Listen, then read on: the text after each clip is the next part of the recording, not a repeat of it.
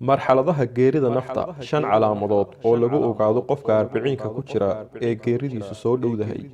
daraasad cilmiyeed cusub ayaa muujisay in aadanuhu aanu mar kaliya dhiman ee laakiin geeridiisa nafeed ay noqon karto maalmo ka hor inta aanu qofku jidh ahaan u geeriyo. Dr. John Leach oo ah cilmi baare ka tirsan jaamacadda Portsmouth ee dalka Ingiriiska kana mid ahaa khubaradii daraasadan wax ka waday ayaa sheegay in mararka qaar qofka uu nafsiyan u dhinto isagoo weli neefsanaya xubnaha jidhkiisuna ay fayow yihiin oo ay caafimaad qabaan. waana marka qofka dharbaaxo weyn oo lama filaan ah oo dhanka nolosha ah ay soo gaadho. arrintaas oo ka dhigaysa in qofka lagu arko astaamo gooni ah oo muujinaya inuu doonistiisa nolosha uu gabay. sida uu qoray website-ka Science Direct, Dr. Leach waxa uu tilmaamay in geeri nafeedka ay timaado marka qofka niyad jab daran uu soo wajaho isla markaana uu is arko in meel uu u baxsadaa aanay jirin, wadada kaliya ee u furanna ay tahay dhimasho oo kaliya.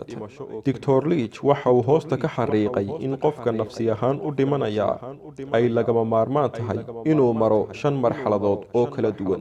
marxaladda koowaad ayaa ah inuu qofku bulshada ka dhex baxo. marka uu qofka ay dhibaato daran soo wajahdo waxa uu noqonayaa qof aan waxba u aaba yeelayn. wax walba oo soo wajaha si tartiib ah ayuu xiriirka bulshadana u goosanaya. danayn la'aan waa marxaladda labaad.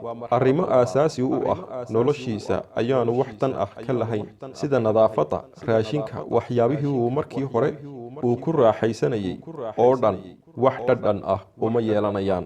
marxaladda saddexaad, doonistiisii oo ka lumaysa, dhiirigelintii ayaa ka lumaysa, waxaana ku adkaanaysay go'aan qaadashada. marxaladda afraad oo ah xubnaha jidhka oo dhaqaaqa gabaya, waxaanu noqonayaa qof aan karin inuu si iskii ah xubnaha u dhaqaajiyo. marxaladda shanaad, geeri nafeed, waa marxaladda ugu dambaysa ee marxaladaha geerida nafta.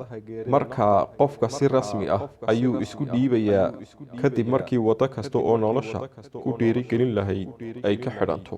dhinaca kale, cilmi baadhayaashu waxay tilmaamayaan in qofka marka uu naf ahaan u geeriyoodo waxa la sugaa ay tahay maalmo yar oo kooban, kadibna jidh ahaan ayuu u geeriyoon doonaa. sababta wax kasta ha noqotee, Dr. John waxa uu carabka ku adkeeyey in qofka laga badbaadin karo geeri nafeedka marxalad kasta oo 5 qaybood ee hore aan ku soo sheegnay ka mid ah.